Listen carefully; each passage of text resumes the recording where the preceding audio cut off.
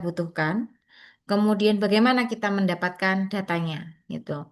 Nah, banyak ada satu pepatah yang mengatakan bahwa paku itu akan selalu terlihat, oh apa, maaf, artinya segala sesuatunya akan terlihat seperti paku di hadapan palu, gitu kan?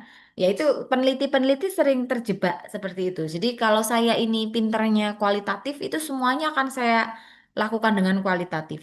Kalau saya pinternya eksperimen, semua akan saya lakukan dengan eksperimen tanpa mengetahui sebenarnya apa sih kebutuhannya, gitu ya. Nature of the ideas itu seperti apa gitu. Nah, tentunya exploratory approach dengan kualitatif ya itu akan baik gitu, akan tepat ketika memang masih sedikit penelitian sebelumnya yang tidak memungkinkan kita untuk menyusun suatu hipotesis. Nah, di sini eh, masih sedikit ini bukan berarti kemudian tidak ada ya, kadang-kadang atau mungkin gini, tidak harus literaturnya itu ada di konteks yang sama. Ya, kadang-kadang saya ketika menanyakan ke mahasiswa, ini saya mau kualitatif Bu, karena belum ada penelitian sebelumnya. Masa sih belum ada gitu? Iya Bu, yang lain penelitiannya di Cina, yang lain penelitian di Amerika. Ya itu sih namanya sudah ada gitu ya. Atau kadang-kadang menyampaikan, ini tapi sebelumnya konteks di konteks TikTok. Sekarang saya mau meneliti Instagram, Bu. Jadi saya kesulitan untuk mencari literaturnya. Saya pakai kualitatif. Ya itu namanya sudah ada gitu ya. Artinya selama eh, apa namanya theoretical frameworknya itu eh, apa sudah pernah diteliti gitu ya, teorinya sudah pernah diteliti, ya itu berarti kita sudah cukup bahan untuk membuat hipotesis. Tidak harus di konteks yang sama, tidak harus sama-sama di Indonesia, tidak harus sama-sama di Instagram atau TikTok gitu.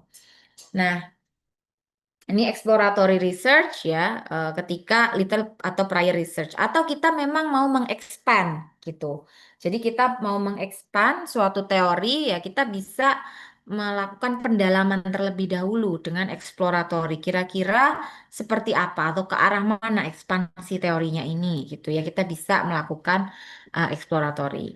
Nah, tetapi jika literatur sudah mencukupi ya tentunya kita bisa menyusun hipotesis.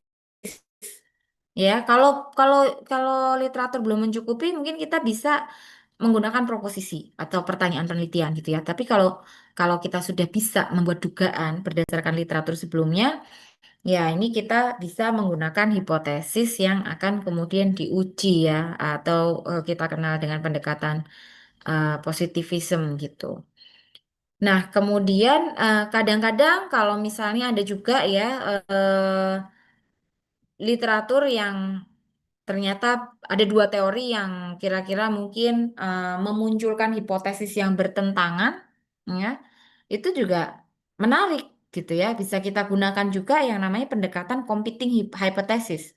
Jadi ini dua-dua penjelasan, dua-dua teori ini bisa memunculkan penjelasan yang sama-sama logis. Nah, ini kita bisa bandingkan dengan dua model atau dua teori gitu ya. Nanti kita lihat mana yang lebih efektif.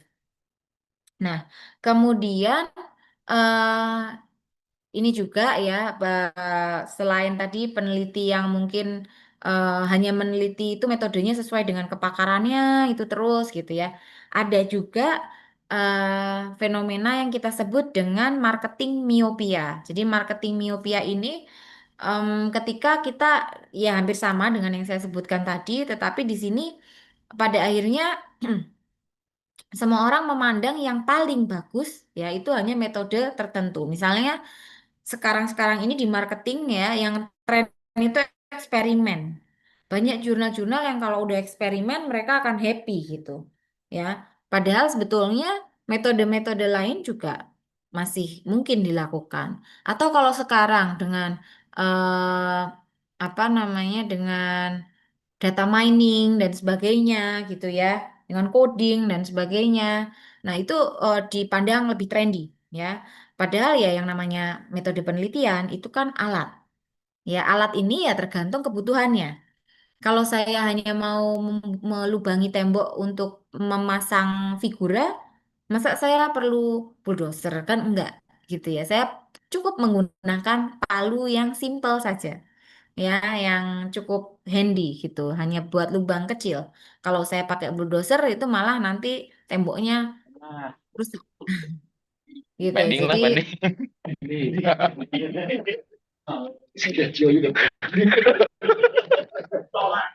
nah, kemudian metode penelitian yang masih paling banyak digunakan di sini, ya, dibandingkan dengan metode lain itu memang masih survei. Tapi Bapak Ibu ini banyak juga yang menggunakan survei ya. Jadi artikel survei ini masih banyak walaupun di tengah bermunculannya metode-metode penelitian yang lain ya, survei ini eh, kian banyak dipertanyakan, kian banyak ditinggalkan ya, banyak yang kemudian beralih ke metode-metode yang lebih canggih gitu. Tetapi sekali lagi selama apa metode itu hanya alat gitu ya. Jadi alat ini kita pilih sesuai kebutuhan. Survei ini sering dipilih karena dia mudah dan murah gitu ya. Cocok untuk kita-kita ini yang mungkin apa namanya dana risetnya tidak terlalu banyak gitu ya. Dan juga apanya eh mungkin ya kapasitas untuk melakukan banyak eksperimen. Sebagai contoh misalnya eksperimen itu kan hanya bisa publish jika temuannya signifikan. Ya, kalau tidak signifikan dia tidak akan bisa memberikan findings atau tidak akan memberikan theoretical contribution.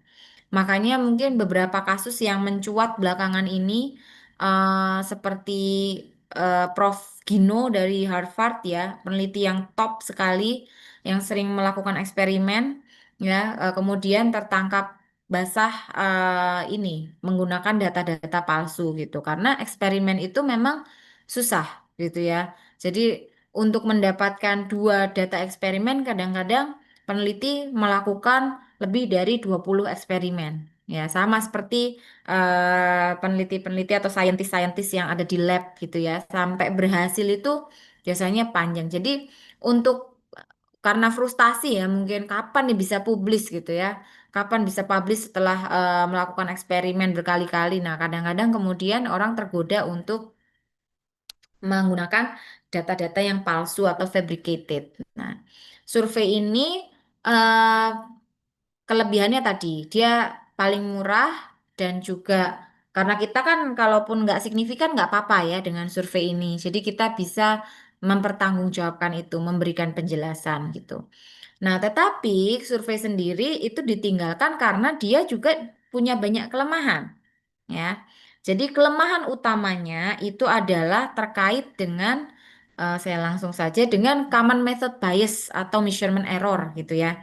Jadi common method bias ya atau measurement error ini eh, ya melekat pada survei. Ya, jadi ini adalah sesuatu yang perlu untuk di handle dari awal atau direncanakan. Gitu. Bagaimana meminimalkan common method bias.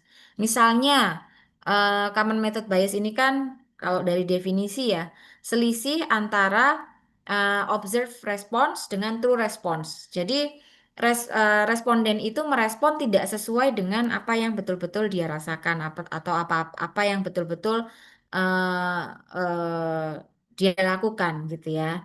Nah, jadi ada gap di sini. Kenapa? Ya, karena adanya tadi measurement error atau common method bias. Misalnya, saya diminta mengisi kuesioner yang berisi variabel independen, variabel mediasi, moderasi, dan variabel dependen. Nah, itu kan saya isi dalam satu waktu. Jadi kadang-kadang ketika saya mengisi di awal, saya sudah bisa menduga-duga, oh peneliti ini tuh mau neliti soal apa. Dia mau menguji hubungan antara variabel independen dan dependen. Oh iya ya, akhirnya apa? Akhirnya saya ada kecenderungan untuk kemudian menyesuaikan jawaban-jawaban saya gitu misalnya. Ya, ini kan jadi bias begitu ya. Kemudian hal-hal seperti ini bisa ditanggulangi sejak awal.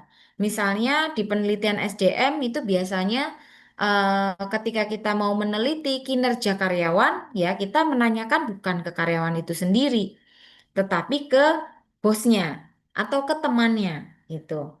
Jadi datanya akan lebih valid gitu ya.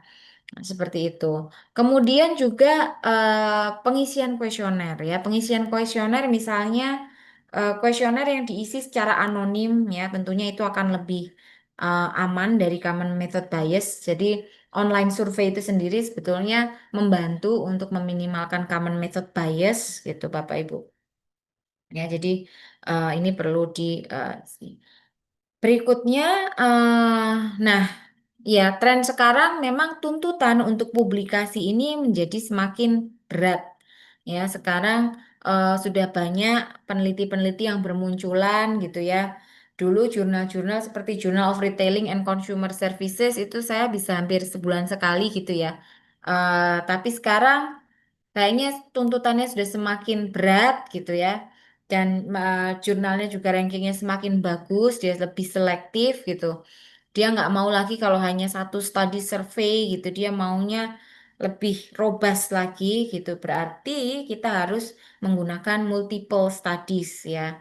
Nah, itu yang kemudian saya gunakan sebagai strategi publikasi eh, sekarang ini ya, yaitu tadi kalau kita punya data, kalau bisa dioptimalkan, oke, punya data kualitatif, punya data kuantitatif, ya pengujiannya misalnya yang satu survei, yang satu eksperimen, atau misalnya eksperimen ada beberapa studies, ya. Jadi itu akan meningkatkan robustness dari penelitian kita dan itu meningkatkan chance untuk publikasi. Jadi di dua paper terbaru ini ya saya sudah ini minimal ada dua studi. Itu. Jadi ada kualitatifnya, ada kuantitatifnya. Ya, itu akan bisa mendorong untuk apa namanya untuk publikasi, untuk bisa diterima gitu ya. Jadi sekarang kita sebagai author udah nggak bisa berhemat-hemat, nggak bisa pelit-pelit gitu ya. Kita harus generous gitu. Punya data apapun ya, kalau bisa analisis berapapun gitu ya, kita lakukan supaya modal kita semakin banyak gitu dan semakin eh, firm gitu posisi kita untuk publikasi. Karena temuannya akan semakin kaya juga. eh dari saya cukup, Pak Werner. Terima kasih banyak, Bapak Ibu. Saya kembalikan ke Bapak Moderator. Oke, terima kasih banyak, insightful banget nih, Bu ya. Oke, karena saya juga memasukkan jurnal itu setengah mati, Bu. Oke, Bapak Ibu yang lain mungkin mumpung kita ketemu dengan Bu Widya ini yang jurnal Scopusnya banyak sekali. Ya, mungkin ada pertanyaan, silakan Bapak Ibu.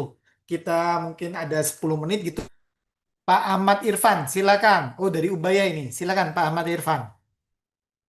Siap, terima kasih sebelumnya Pak Werner, Bu Widya. Ah, mohon maaf tidak bisa share apa kamera, open kamera. Tadi saya sempat mendengarkan terkait dengan proses apa data, terutama data mining dari Bu Widya tadi. Kira-kira dengan kita menerapkan data mining, apa itu tidak dianggap sebagai proses mencuri, Bu? Begitu. Kita mungkin pernah apa ya? Pernah pernah mengakses di Google ataupun bahkan pakai OSINT sendiri, Open Source Intelligence, dan data itu sangat bertebaran di sana. Nah, kira-kira misalkan kalaupun saya membuat penelitian terkait ESG, terkait dengan firm value. Nah, ini kan biasanya ada semacam apa ya, penyedia data yang anggaplah yang confirm tadi itu. Nah, kira-kira apakah hal ini bisa dikategorikan sebagai pencurian data, misalkan kita pakai data mining tersebut, ataupun kita harus tetap memegang data-data yang berasal dari penyedia data yang lebih resmi begitu. Itu mungkin Ibu, terima kasih. Terima kasih, Bro. Oke, silakan langsung Bu Widya. Kita Baik, terima selesaikan. kasih dengan Hmm. Pak Ahmad Irfan. Irfan, iya. Pak Irfan, terima kasih atas pertanyaannya. Jadi, saya sejujurnya belum pernah melakukan riset yang menggunakan data mining gitu ya sebagai tools. Tetapi kalau melihat praktek dari rekan-rekan ya, selama datanya publik seharusnya tidak apa-apa. Kemudian yang kedua seperti yang tadi Bapak sampaikan ya, ada provider-provider data yang bisa kita akses gitu ya. Memang biasanya berbayar dan harus berlangganan gitu. Dan itu akan memang akan lebih aman secara kode etiknya ya karena data itu sudah kita akses dengan legal berbayar gitu.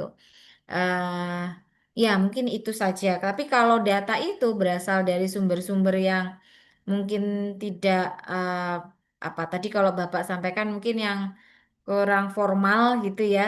Ya kita harus agak berhati-hati karena sekarang ini memang jurnal-jurnal juga sudah sangat ketat gitu ya dalam penilaian eh, penilaian datanya gitu.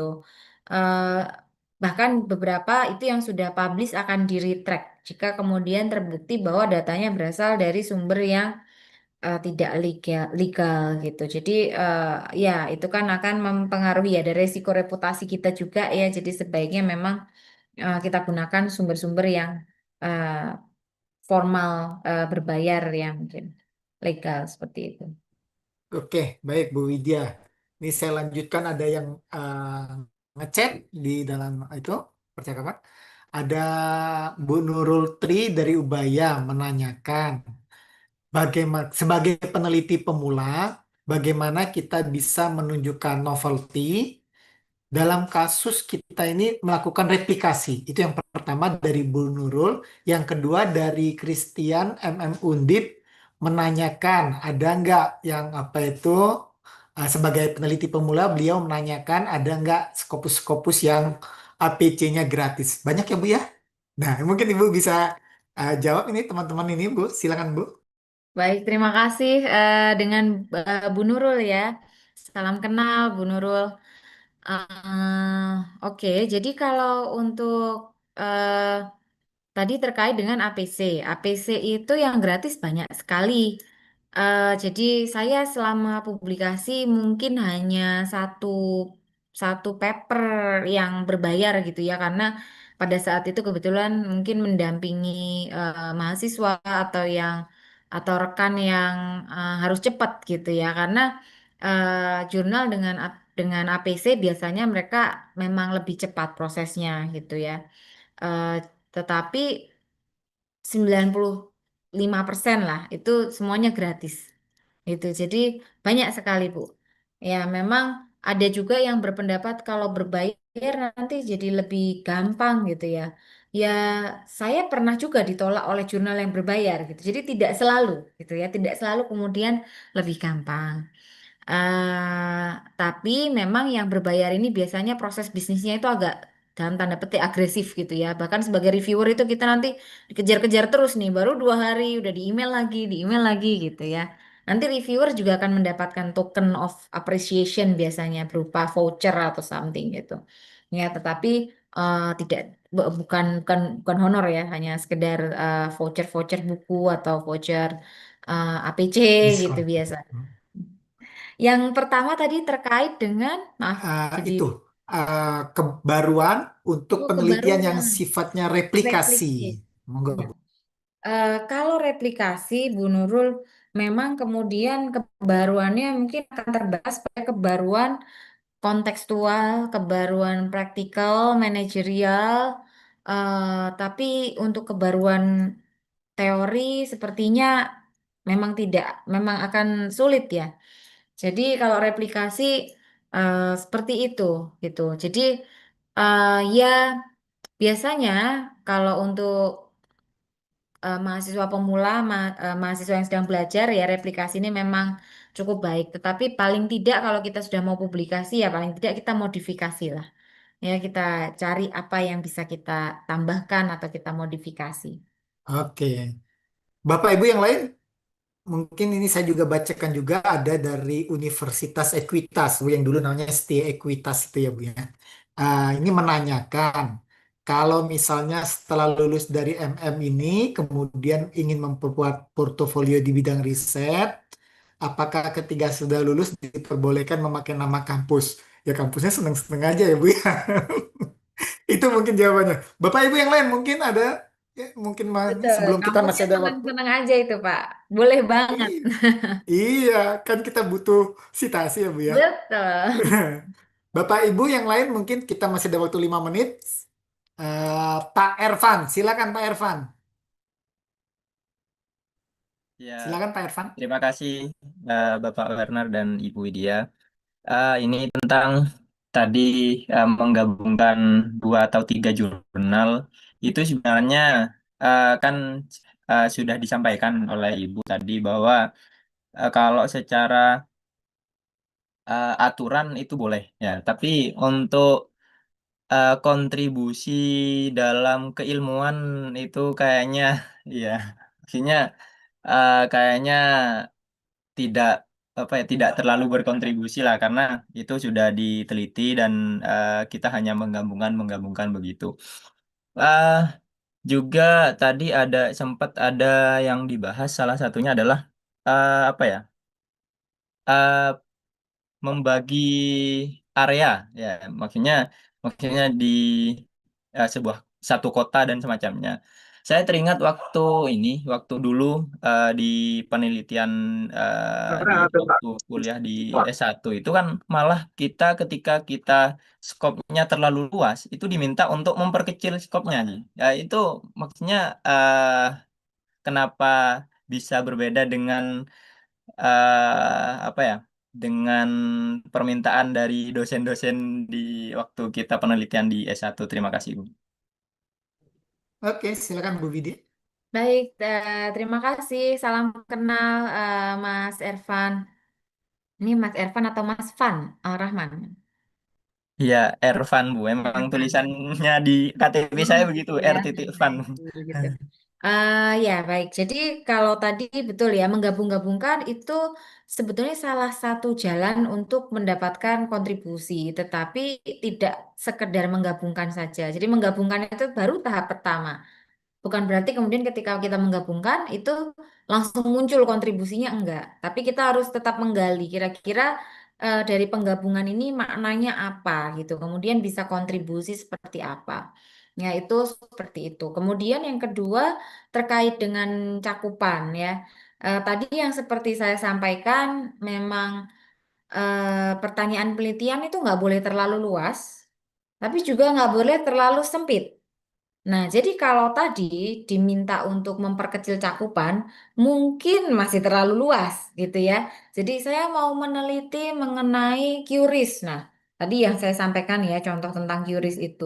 Nah, QRIS itu kan luas sekali ya. Misalnya mau meneliti kenapa orang menggunakan QRIS. Wah, itu lagi ya banyak sekali nanti alasannya. Anda mau masukkan banyak variabel bisa gitu ya. Tetapi di sini kan kita harus mempersempit cakupannya gitu ya. Jadi dalam aspek apanya nih? Misalnya aspek kognitif kah, aspek emosi kah, atau aspek apa? Jadi eh ya tadi makanya ini agak tricky karena memang nggak boleh terlalu luas, nggak boleh terlalu sempit. Kalau terlalu sempit, saya mau meneliti penggunaan QRIS di Indomaret Jalan Kaliurang misalnya. Wah, terlalu sempit sekali. Nggak akan ada banyak manfaatnya gitu. Itu contoh ekstrimnya ya, Mas Ervan. Jadi harus balance. Oke, Seperti itu, Pak Werner. baik gitu ya Ya, Mas Ervan ya. Nah ini penanya terakhir, Bu. Eh, saya Fajar Syafrida dari Andalas. Saya baru-baru ini rejected di Q1 Emerald 2 kali dengan alasan penggunaan teori extended TPB dan SOR yang sangat masif digunakan dan dianggap less contribution. Bagaimana menurut Ibu? Apakah masih layak dilanjutkan atau eh gimana ini? Apakah saya harus menurunkan kuartil jurnal? Jadi resubmit di jurnal lain karena yang di Q1 susah katanya seperti itu. Itu silakan Bu. Ya. Baik, terima kasih, Mas Fajar. Ya, mungkin diturunkan juga bisa menjadi alternatif strategi ya. Tetapi bahkan memang di kasus ini di jurnal kami yang ketiga saja sebagai editor kalau melihat teori TPB lagi, Hmm. skor lagi, itu saya juga sudah pesimis gitu ya. Ini kontribusinya apa gitu. Nah, eh, alternatifnya adalah mungkin bisa menggunakan atau diganti dengan teori yang berbeda gitu ya. Jadi pasti akan ada modifikasi nih di variabelnya, tetapi mulai dipikirkan. Karena gini, kadang-kadang variabel-variabel itu, bahkan variabel yang sama, itu bisa kita kelompokkan ke dalam teori yang berbeda. Seperti misalnya tadi, saya menggunakan teori empati. Ya, sorry, saya menggunakan variabel empati. Itu bisa masuk ke dalam teori emosi positif, bisa masuk ke dalam teori moral emotion, bisa masuk ke dalam teori sosial kognitif teori, bisa masuk. Jadi kacamatanya itu banyak. Mas Fajar tinggal pilih dengan fenomena yang sama, variabel yang sama, Mas Fajar mau pakai kacamata yang biru, kacamata yang merah, kacamata yang kuning, silahkan, gitu ya. Jadi itu yang akan memberi warna, gitu ya. Tidak kemudian yang itu terus dipakai, gitu ya. Seperti itu, semoga bermanfaat, Mas Fajar. Semangat. Oke, baik. Baik, terima kasih Bapak Ibu. Saya pikir sudah 2,5 jam ini, Bu Widya. Terima kasih banyak atas sharingnya. Minggu depan masih ada waktu lagi, Bapak Ibu, ya, dengan Satu, pembicara yang satu sama. setengah jam loh Pak Werner. Oh iya, oke oke. Ya, jadi ini waktu yang luar biasa sekali kita bisa ketemu dengan KPS S2 sekaligus S3-nya UGM. Nah, minggu depan kita akan lanjutkan lagi dengan Bu Widya juga. Mungkin sebagai penutup saya tutur dengan pantun sebentar, ya. Aura kasih mandi sauna. Terima kasih Cakep, atas perhatiannya. Oke, selanjutnya saya serahkan cakep. ke Pak Pantun, Mirwan. Pak Mirwan mungkin untuk pantunnya foto. Ridwan Kamil itu, Kak. Oh gitu ya. Pak Mirwan silakan untuk memimpin pengambilan foto bersama, Pak Mirwan. Eh, Pak Baik, Wetan, mohon maaf, ini kan banyak pertanyaan yang di grup chat ya. Kalau di tempat saya, nanti mungkin supaya Bapak Ibu tidak ini nanti bisa dikopikan ya. Jadi nanti bisa Hmm, saya jawab tertulis nggak apa-apa. oke, baik itu. Minggu depan juga masih ada waktu, Bu. Kita lanjutkan Ya, lagi ya. terima Oke, kasih. monggo Pak Mirwan, silakan Pak Mirwan. Ya baik, terima kasih Bu Widya Paramita dan Pak Werner yang sudah memoderatori. Bapak Ibu peserta sebelumnya yang pertama link presensi sudah tersedia. Mohon Bapak Ibu yang membutuhkan atau yang berkenan untuk mengisi link presensi bisa mengklik dulu untuk link tersebut. Dan yang kedua mohon menghidupkan kamera Bapak Ibu semua untuk dokumentasi foto. Nanti akan kita ada 19 halaman ya. Jadi mungkin nanti mohon kesabarannya juga untuk eh, menunggu ya. Silakan Bapak Ibu bisa dinyalakan dulu kameranya. Ya, mulai dari yang pertama terlebih dahulu. Baik, yang pertama sudah, terima kasih. Tapi ya, lalu lanjut lagi yang kedua. Baik, mohon pose terbaiknya Bapak Ibu semua.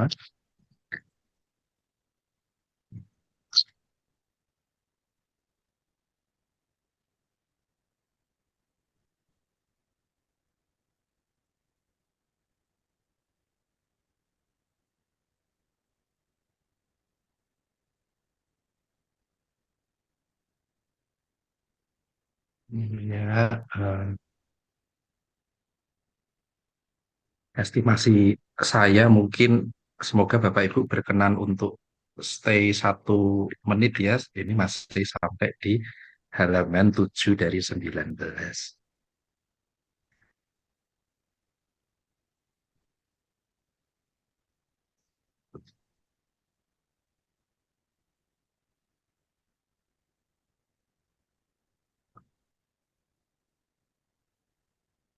Sudah selesai lebih cepat. Terima kasih sekali Bapak Ibu semua dan berkenan ketemu lagi di acara kita di minggu depan. Ya, mari saya mohon undur diri.